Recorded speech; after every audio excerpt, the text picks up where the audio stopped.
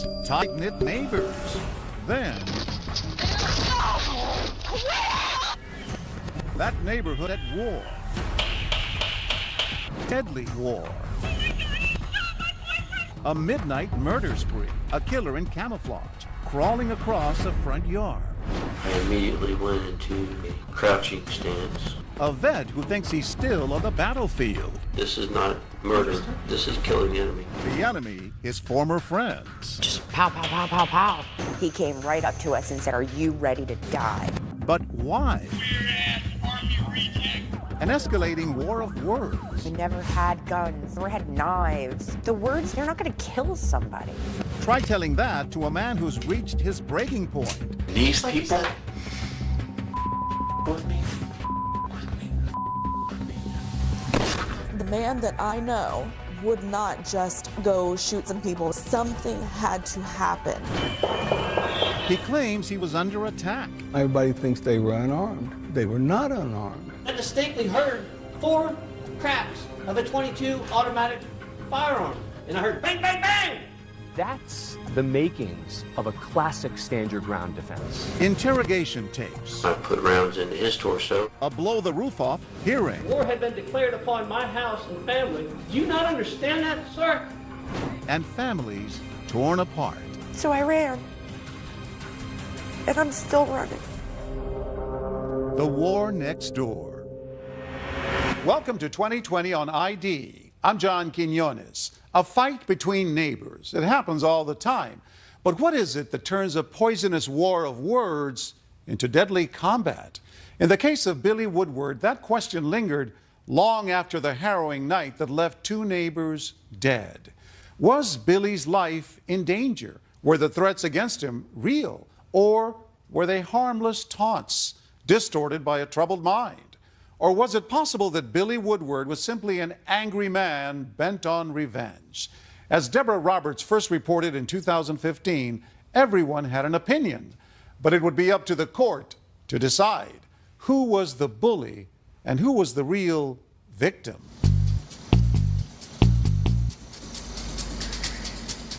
Titusville, Florida, tucked in along the East Coast, just up from the Kennedy Space Center. 2, 1, liftoff. It's the Space Coast, NASA country, where big rockets shoot for the stars. But among 3 homes on Smith Drive, a more earthly matter put this city in the headlines, a vicious neighborhood feud. The trouble begins here at Billy and Barbara Woodward's house. Parents of 2 kids, she works in HR, he's at home on disability. You and Bill met here. You had gone to high school here. What was it that attracted you two to each other? He's just such an honest, caring person. A smile popped on your face immediately in describing him. Yeah, we've had so many good years together. A Gulf War vet, Billy says he suffers from PTSD and anxiety, treated with a shoebox full of prescriptions. Across the street, his good friend Gary Hembry lives with girlfriend Kim Sillsbury and their children. Gary's been the Woodwards' neighbor for nearly a decade. When Gary first moved in, he was painting the house and fixing the roof and making it look nice, making the yard look nice. That made us feel great. Oh, this is going to be a really great neighbor. What was the relationship like between you two and the Woodwards? I get the impression that there was a good relationship. Gary knew them for years and years. Our kids would go on hay rides with him. It seemed fine. They were so close, Woodward even loaned Gary money. Gary's house was bursting at the seams. An old friend, Roger Pichor, and his girlfriend had moved in with her children. The crowd from Gary's home often spilled next door into the yard of welder Tim Blake and his wife Carrie. I thought it was a nice place. I mean, all the neighbors seemed really nice. You know, it was very quiet, quaint. Kids were playing all the time. A tight group of neighbors all getting along. Billy's wife Barbara still recalls the happy days on Smith Drive when all the children played together. Is that the swing set that you put up? I saved for years to buy that swing set. All the kids would come over and play on it. My daughter loved it. They even bond over chickens. Billy decides to raise some in his yard. Not exactly legal, but no one seems to mind. He considers them therapy animals. They were like pets. You could pick them up and handle them. They were very friendly. How many would you guess you had? I don't know, about 20 or so. Oh. Life was mostly fine until an incident with a birthday present. Billy and Barbara's daughter Ava was turning 12. Somebody left a present for Ava. They thought we were not home. Well, I guess we didn't hear the door or whatever, so they left it on the porch. But Ava's birthday gift went missing. The Woodwards accused the daughter of their neighbor Gary with stealing it. I just knew that she had taken it. Gary immediately got very agitated and upset that we were accusing his daughter of having stolen something from her house. Billy and Barbara called the police. Gary's daughter's in tears. It was a bad scene. The families in those 3 houses along Smith Drive now at battle stations. It's Billy and Barbara Woodward versus everybody else. Gary and Kim, Roger, and the Blakes next door. Photos from that day show Billy, the man who loved those chickens, flipping the bird. And although he denies it, the neighbors say Billy also brandished a weapon. Billy lifted his shirt up and showed us his gun. Billy flashed the gun and hold it up. Said, said, anybody come out there. Come on out here in the street. We'll get it done right now. When Billy's dad comes over, he says the neighbors turn on him too. Some of the comments were, I got me a baseball bat. I'll bash that old man's head in. Did you fear that this could turn violent? Oh, yes, ma'am, absolutely. Yep. Things get so heated, Billy's father buys him a surveillance camera that will later record terrifying events. All this heartburn instigated by something as minor as a missing birthday present. Sad, but hardly a surprise. We followed a number of zany neighbor stories over the years. Mind my own business when you came out here. There's somebody on a tractor on Pioneer. Oh my gosh. He's flashed to my house. I'm getting out of here. Caterpillar crimes and misdemeanors. You better get some cops up here with the gun, if this son of a gun is crazy. The antics often lead to a fence, surveillance cameras, and regular visits from the police. End in the kind of heartbreak witnessed in this story. Back in Titusville, the neighbors across the street from Billy Woodward know exactly how to ruffle his feathers. Those precious, illegal chickens. They blow the whistle, and Billy's forced to give up his feathered friends. He and wife Barbara find them new homes in the country. How upsetting was it to Bill to have to get rid of them? It made him angry. He was just upset that there had not been a problem, and then now all of a sudden there is. When they made him get rid of the chickens, oh, it was on then. The light switch went on in Billy. He was not ever the same then.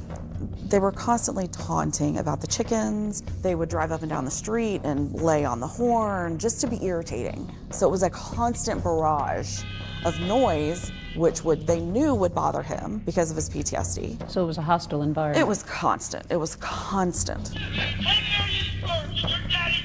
Even neighbor Tim Blake admits the taunting sometimes went too far.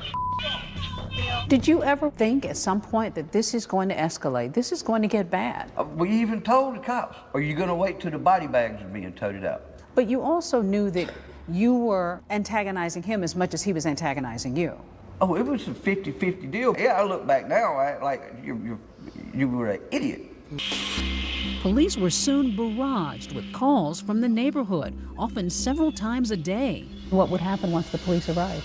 They would say everybody needs to go home and calm down, and that never happened. As soon as the police would leave, they would start their taunts again. Billy's dad, himself a former cop, gives his son some astonishing advice, saying he can't rely on police. Explain to him that at the same time that you have to try to involve the police to keep you safe and your family safe, son, you always have to remember that there might be a time when they're not there. You said that to him? Yes, I did, because I've had to say it to many, many people over the years. By late August, the nasty dispute ends up at the Titusville courthouse, with all sides asking for orders of protection. After speaking out of turn in court, Billy gives his standard excuse. Judge, I apologize for my outburst. I am a mentally disabled veteran who's medicated, who suffered head injury and combat stress, and I don't control my actions very well. The judge denies the orders, telling them all to go home and behave. But the hot-headed neighbors can't even get out of the parking lot without a physical brawl. Billy jumps Gary. He came right up to us and said, "Are you ready to die?" Picked Gary up by his neck, threw him up against the car. Gary's cell phone rolling on the whole thing.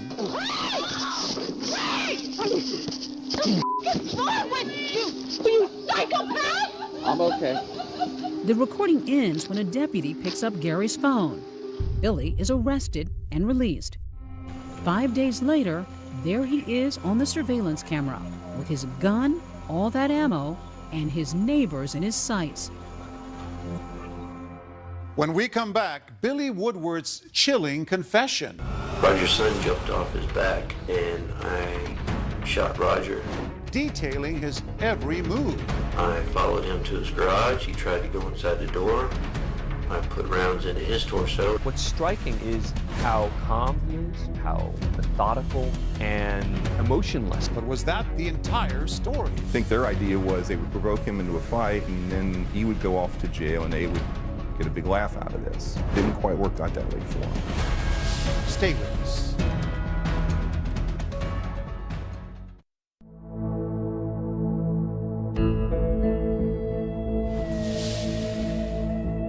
The sun has set on a fateful Labor Day weekend in Titusville, Florida, the traditional end of a long, hot summer, the first Monday of September, and the last straw in a neighborhood feud, pitting Billy and Barbara Woodward against the folks across the street on Smith Drive. Gary Hembry and his girlfriend Kim Salisbury, their house guest Roger Pichor, and next door Tim and Carrie Blake. Enter the gunman, Billy Woodward, crawling on all fours into the frame of his own surveillance camera. I kept on crawling. I was on a military mission. I was going to end this war. It's just past midnight. He's slipping out of his home where his wife and 2 children are asleep to spy on his neighbors and the remains of a rowdy barbecue across the street. When you hunt down an enemy, patience is a virtue. If you have no patience, you're not going to make a good soldier.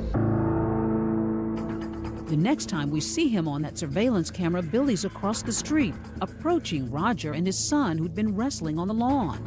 Roger's son jumped off his back when he saw me, and I shot Roger in the torso.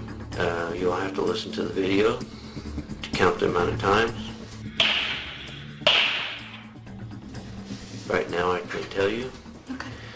He slumped to the ground. What's striking is how calm he is, how methodical and emotionless. Billy now turns his gun on Tim Blake, standing in his carport. I followed him to his garage. He tried to go inside the door. I put rounds into his torso until he slumped to the ground.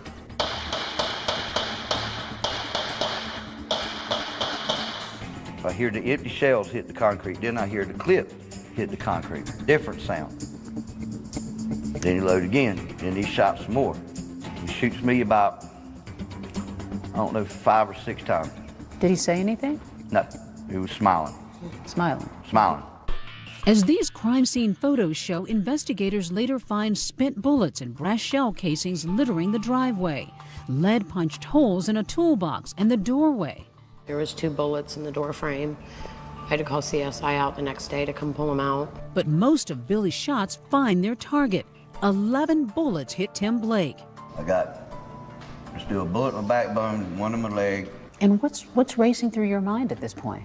I was go ahead and say my prayers. Stuff was flying around my face. I just kept getting shot everywhere. And then I was like, damn, I'm already dead. I just ain't had time to die yet. I opened the door and saw you laying in a pool of blood, didn't know if you were dead or alive, and closed it and called 911. Carrie, did you think you were going to be killed? I did. I truly did. I thought he was going to come in the house and shoot all of us. Then a deathly silence. But Billy isn't retreating, he's reloading. A fresh clip with 15 more rounds. And now Billy's ex-friend, Gary Hembry, father of the little girl in the birthday present spat, follows his girlfriend Kim out their front door, straight into the line of fire. Gary Hembry come out of his garage and said, "What the hell's going on out here?" And I had a clean shot at his chest, and I put one dead center of his chest. He slumped to the ground. These official police sketches obtained from court records by 2020 show the position of Gary Hembry's body, just a few feet from his front door. Trapped under her bullet-riddled car next to her wounded boyfriend, Kim sees Woodward closing in. He came back and I watched his feet walk up very slowly, and he emptied the rest of the clip out.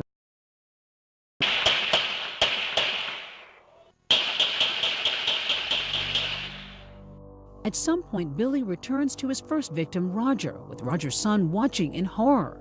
And my dad was just laying there like this. And he pushes him over because he was laying on his stomach, and flipped him over and like pushed his head, and his head just went like that and put it right to his head, point blank, just. And shot him again? Two right to the head. And in order to make sure there are no survivors on the battlefield, I point blank shot him in the head once or twice. So I ran. And I'm still running. Tim Blake is alive today for one reason. Because I was out of bullets. Okay, so you ran out. I used 31 rounds. Two 15-round clips and one in the chamber. And you ran dry? Ran dry. Okay. On 3 people. Ran dry as if he'd been watering the lawn instead of mowing down his neighbors. Billy walks back to his home as another neighbor calls out, "You all right?" Billy's answer, like ice. "I got 'em all," he says. Minutes later, that camera's still recording as Smith Drive lights up with first responders. Tonight, a Titusville man shot 11 times by his neighbor. Billy's wife Barbara says she slept through the whole thing, and when she wakes up, she believes her husband is a victim. You thought your husband had been killed? I thought my husband was dead. Did you know that he was capable of that kind of violence? The man that I know and I believe in would not just go shoot some people because he was angry. Something had to happen. Days later, Tim Blake comes to in a hospital. Detectives arrive to break the bad news about his 2 other neighbors. I can tell you that Gary and Roger didn't make it. They didn't make it, okay? You're the only one that lived. After the shooting in a police interview room, Billy Woodward waves away his Miranda rights and starts talking. He seems to lose his head for a moment. And these people with me and with me and with me. Listen to me. This detective is probably thinking, we got him. He's confessing in detail what he did, how he did it, in what order he did it. But as it turns out, this becomes the seeds of what is the defense. Now the war's over. Is it? I promise you, those people will not harass my family or me again. And do you feel like you should go to jail for this? No. Because I have pleaded, I have begged, and I have asked for help. No, I don't deserve to go to jail for this. Those sorry deserve to go to jail for what they did to me and my family for the last month, making us live like prisoners in our own home. Well, yeah. I'm a soldier. I fought the war, I fought to win, and I won. When we come back, Billy Woodward now looking more like a salesman than a soldier. But he's still fighting to find a way out of jail. And how about that look on his face in that mugshot? What does he know that we don't? Is there something on that surveillance tape that could set him free? War had been declared upon my house and family. Do you not understand that, sir? Stay with us.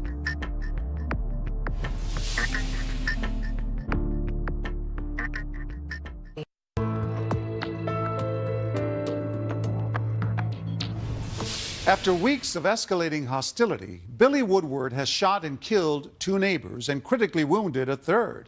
Billy freely admits he was the shooter, but as Deborah Roberts reports, his lawyers are about to present a controversial defense that will rock his neighborhood once more. The feuding neighbors on Smith Drive in Titusville, Florida complained they couldn't get anyone's attention. Surveillance video shows well, they got it now. To a neighborhood shootout. Crawling around on you shoot up the neighborhood and people notice. Police say after he fired on all 3 victims, he went back to 2 of them, looked down at them, and shot them again in the head. And before the crime tape comes down, people are arguing about whether Billy Woodward did the right thing. You should be ashamed of yourself. You should be ashamed of yourself. You ever person yourself? Do you deserve to get shot execution style? Right over there earlier. Do you deserve to get shot? 2 years after the killings, the argument moves from the street to a more formal setting, the courthouse in Viera, Florida.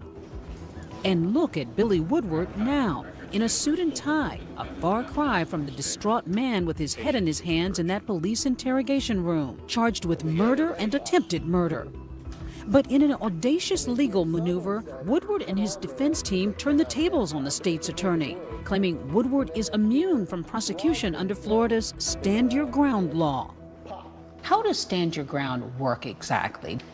In a stand your ground state, I don't have to retreat. I can stand my ground, I can stay right there and respond to your deadly force with my own deadly force. Attorney Mark O'Mara is not on this case, but famously got George Zimmerman acquitted in the Trayvon Martin killing. Is Stand Your Ground just sort of a blanket defense that's being used and getting people off left and right? It's really not. No, stand your ground has gotten sort of a very bad connotation since the Zimmerman case, but it's not used very often. Okay, look, I'm gonna have to defend myself. Maybe not, but when it is used, it can cause quite a stir. One of the most stunning Stand Your Ground defenses happened in Texas. A shot in the dark by a neighbor who claimed his life was in danger too. The case of Raul Rodriguez, like Woodward, a killing caught on camera. Won't y'all turn that down, please? He went to his neighbor's house to complain about loud karaoke music at a little girl's birthday party. Don't come any closer, please. I'm telling you, stop. I said stop right now or I will shoot you. Stop! Get back! And I was, no, stop. I'm in fear for my life. Get away from me. Get away from me. Claiming he was attacked, Rodriguez shot and killed the birthday girl's father. He was convicted of murder and sentenced to life in prison. Back in Florida, Billy Woodward, half smiling for his mugshot, is hoping his case will end differently. In this courtroom, a special Stand Your Ground immunity hearing. No jury, just a judge. Billy and his attorneys must prove that in the same circumstances, a reasonable person would have done what he did. We have to prove that his fear was reasonable by a preponderance of evidence. That is the law. Prosecutor Gary Beatty. So what he's now asking this court to do is to say, I may have been mistaken about what I believed was about to happen. And yes, based on that mistake, I killed 2 people, but you know what? Never mind, I shouldn't be held accountable for that. But Woodward's defense team arguing since Stand Your Ground takes away the duty to retreat, it means you can attack. And you are allowed to continue that use of deadly force until the threat is totally eradicated. And that is what Mr. Woodward did. In a way, it's like the 2 dead men, Gary Hembry and Roger Pichor, along with the sole shooting survivor Tim Blake and wife Carrie, are on trial. That's Carrie on the stand. I understand that if you make threats that people might take you seriously. At this point, nobody was taken seriously. It was all just a big joke to you all? It seemed to be a pattern that evening of get drunk, listen to music, go over to the corner and scream at my client for 15 or 20 minutes, try to provoke him into coming out so they could have the fight that they so desperately wanted. Because I think their idea was they would provoke him into a fight and then he would go off to jail and they would get a big laugh out of this. And didn't quite work out that way for him. The defense plays the surveillance video from episodes in the weeks before the shootings, highlighting vile taunts and threats aimed at Billy Woodward and his family, even against his 12-year-old daughter. Kim had initially said that she was going to have Ava, Billy's daughter, raped. And I made a comment as well, something about, yeah, and we're going to pay him to do it or something, because I was in the heat of the moment, hot-headed. You've got daughters. I do. You can't take it lightly for somebody to say they're going to have your daughter raped. No. But he had also come outside numerous times and told everyone he was going to kill them. He was going to come in our houses when we were sleeping and take all of us out, including our dogs. Billy said this to you all? Billy said this to us, yes. Gary Hembry's girlfriend, Kim Sillsbury, is named as one of the ringleaders in harassing the Woodwards, but she denies some of the allegations. Did you threaten to burn down his house? No. Did you threaten to do anything to them? Not that I remember, no. Did you ever threaten to get somebody to rape his daughter? That's ridiculous. I have children.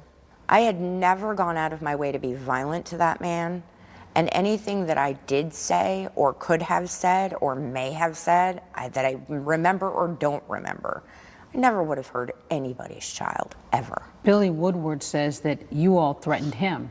The words that are coming out of my mouth, they're not going to kill somebody. What do you say to someone who might say that you all sort of provoked some kind of violence here? Nobody has the right to take someone else's life. Nobody has that right. Mark O'Mara says the immunity hearing could backfire. Was this a big gamble for his defense team? In my opinion, it is. You have to put your client on the stand, and that's always a risk. Tomorrow, we expect to hear from the defendant, who was accused of killing his neighbors. Still ahead, Billy Woodward takes the stand, delivering powerful testimony. If I'm inside my house, I'm trapped like a rat. And stunning claims that he believed the neighbors were armed with more than sharp tongues that night. A baseball bat, gunshots, and a firebomb. Are those neighbors really innocent victims? Stay with us.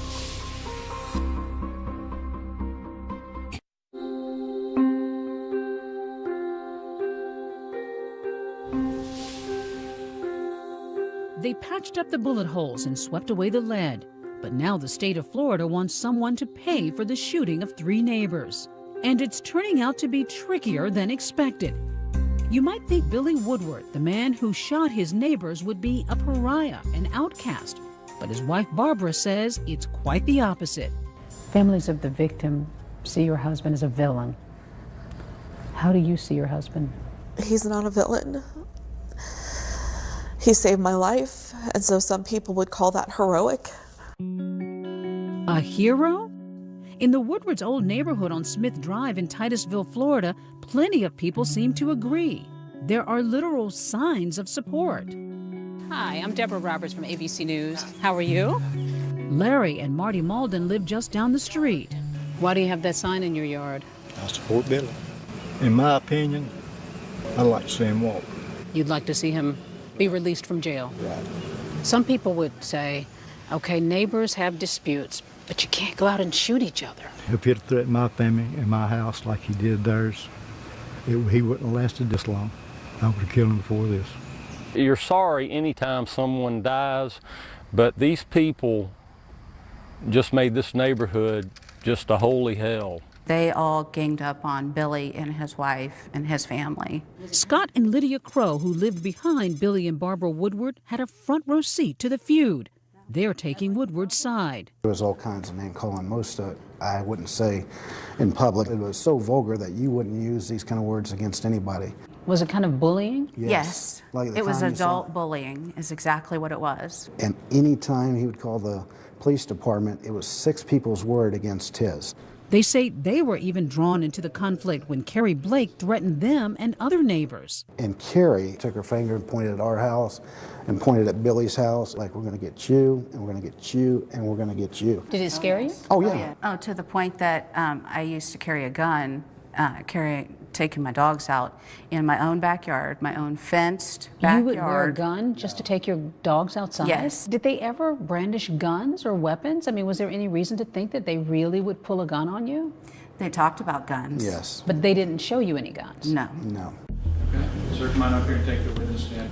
Back at the courthouse, Woodward's defending himself during a stand your ground hearing.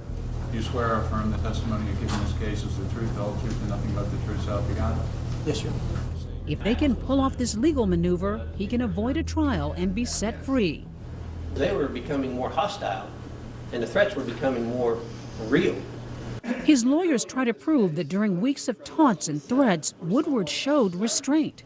There were periods of time when you were actually angry and enraged, is that correct? Yes, sir. Did you get a gun, walk across the street, and shoot somebody? No, sir. Right after the shootings, Billy Woodward never mentioned weapons or an imminent threat. But now, with everything on the line, his story of what happened the night of the shooting has critical new details. His lawyers producing this Facebook photo of neighbor Roger Pichor, one of the men Billy killed, holding a rifle. They cue up that surveillance video. At about 10:22, you hear sounds of that rowdy barbecue across the street. At 10:41, here are the neighbors taunting and cursing at Billy. At 10:54, Billy says he hears shots. And I distinctly heard from my house, with my window cracked, 4 cracks of a .22 automatic firearm. Unmistakable cracks of a .22 automatic rifle or pistol. And I heard bang, bang, bang! Listen again. Sound like gunfire to you or just firecrackers? That is a .22 automatic. At 11:05, Billy says the neighbors are talking about a gun. The girl said, they've got a gun. Oh my God. To that effect, they've got a gun. So at that point in time, what's going through your head? Death for me and my family. And now they're serious. Why didn't you call 911? They don't come. The last time I called the cops, it took them 10 minutes to get there. Left me hanging down the road with my dog. Out and exposed. With nothing to protect me. Then at 12:02, just after midnight, Billy says he sees his neighbors set something on fire. And that's when he gets his gun. Now what about that caused you to arm yourself? Because I didn't know if that was a Molotov cocktail fixing to come through and into my house. This is the key to the defense. He says he hears gunshots. He thinks he sees a Molotov cocktail being created. He's now in imminent fear for himself and the safety of his family. That's the makings of a classic stand your ground defense. If I'm inside my house, I'm trapped like a rat. Outside now with his gun and extra ammo, the former soldier says he hears the men planning to come get him. It's a gathering of the forces. It caused me to snap into action and do what I did. Is that where you were at that point in time? Were you in war? You doggone right I was. War had been declared upon my house and family and myself. Now I'm the only living link between my wife and children in imminent death. Do you not understand that, sir?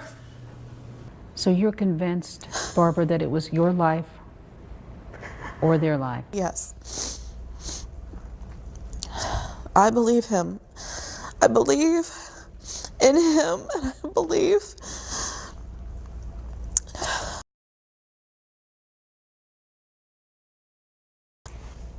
The survivors deny there was any real threat to Billy Woodward that night. Nobody planned nothing to go get Billy. We're going to go get him. No. He sure wasn't bashful about calling the cops every other time.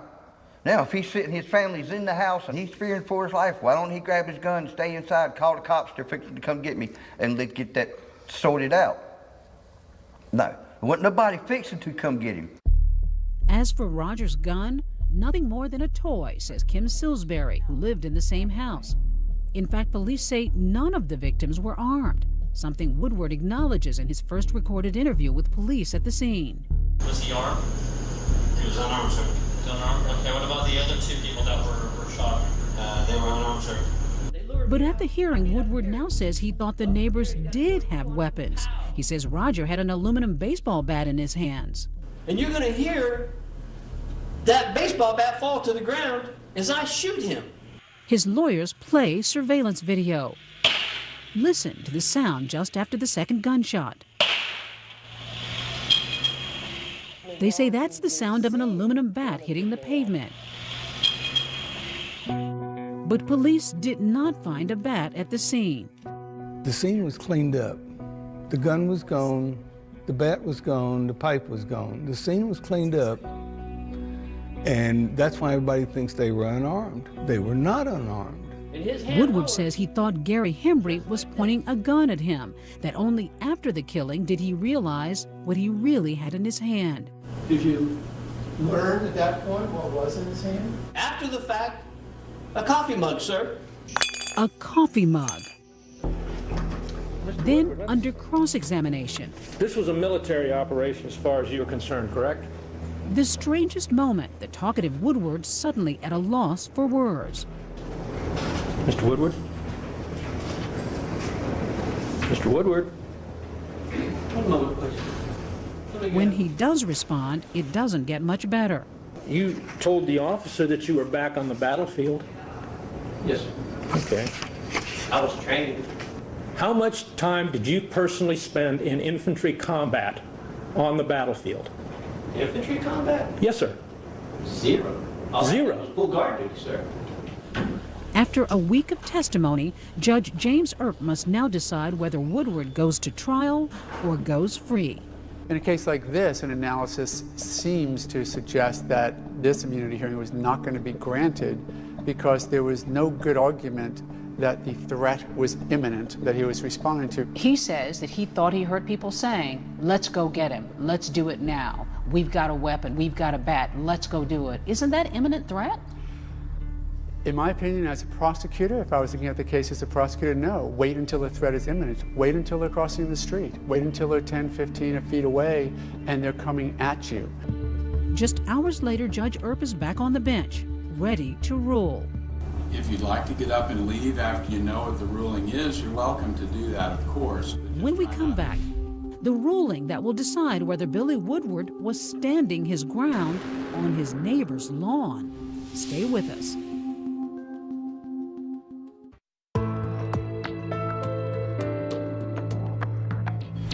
Billy Woodward has spent a week in court trying to convince a judge he was justified in shooting his neighbors under Florida's Stand Your Ground law.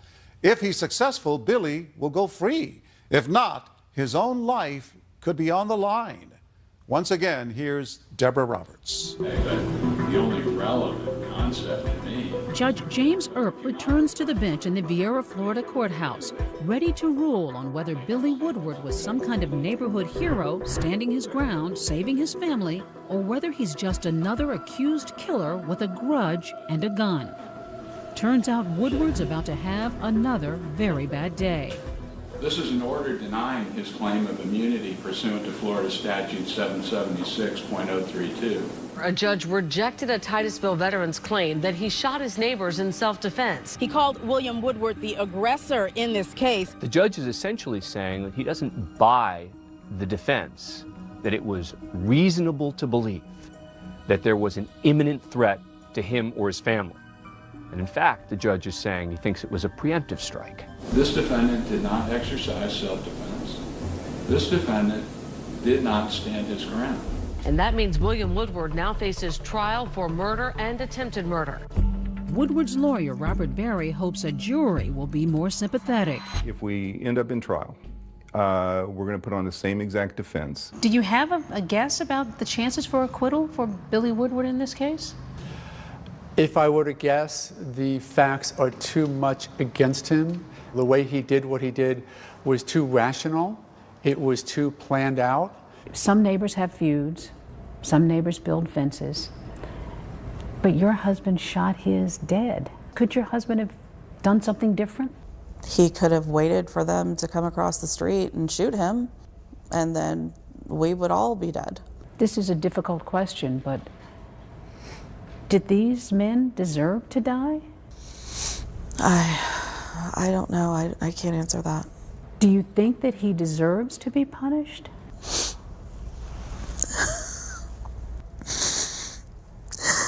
How can you punish someone for saving the lives of their family? Billy Woodward is back in the county jail. Not for long. You're convinced that he's going to prevail? I'm convinced he's coming home. Absolutely. That man needs to be behind bars. There's something wrong with him. He could face the death penalty. I'm okay with that. He's facing possibly the death penalty. Should he be put to Good. death? Yes, I think he should. I think he should die. But Jeannie Huppert, the mom of Gary Hembry, shot with a coffee cup in his hand, doesn't want anyone else to die. No, not to death, no. I don't want his mother to go through this. I don't want his kids to ever go through this. It's not going to bring Gary back. Nearly 3 years since that nightmare on Smith Street, one final heartbreaking twist. If Billy Woodward had held his fire just a few more days, his neighborhood feud would have ended on its own. Gary Hembry was planning to move, and the Woodwards were just days away from packing up too, ready to close on a new house. Woodward even mentions it to detectives. Had you ever thought about killing them before tonight? No, you know why?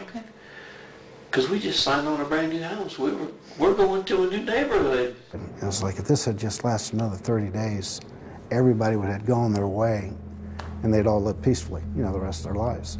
But it didn't happen that way. You would have been out of this neighborhood. In days. And that's all we wanted, was to go somewhere where we could live in peace and quiet. How is life now? You moved, you're no longer in that neighborhood. We're doing okay. We love our new neighbors. We love our neighborhood. Kids have lots of friends to play with. No arguments with your neighbors? No. 0.0. My son still misses this house because it's all he knew. And this is the house where Daddy lived with us. I see a sign here that says, "We support Billy Woodward." So some of your neighbors, or former neighbors, are still standing behind you. Yes. Despite the judge's ruling, Billy Woodward is still innocent until proven guilty. A jury will have to decide whether he committed murder or something else. But there's no question that he did terrible harm to many families, including his own. How are your children understanding, or do they understand what went on? My daughter does. She understands. My son just wants Daddy to come home. All he knew was he woke up and Dad was gone, and he doesn't understand why these people would keep his daddy from him. Now Billy's fate is in the hands of the court. So now you wait. Now we wait. And see what a jury will decide. As of 2016, Billy Woodward is still awaiting trial. Both his parents and his wife, Barbara, have contact with him regularly. Barbara says their children are now happy in their new neighborhood and doing well. Jeannie Huppert, Gary Hembry's mother, says she spends a lot of time with Gary's two boys and continues to feel hurt and anger over her son's death.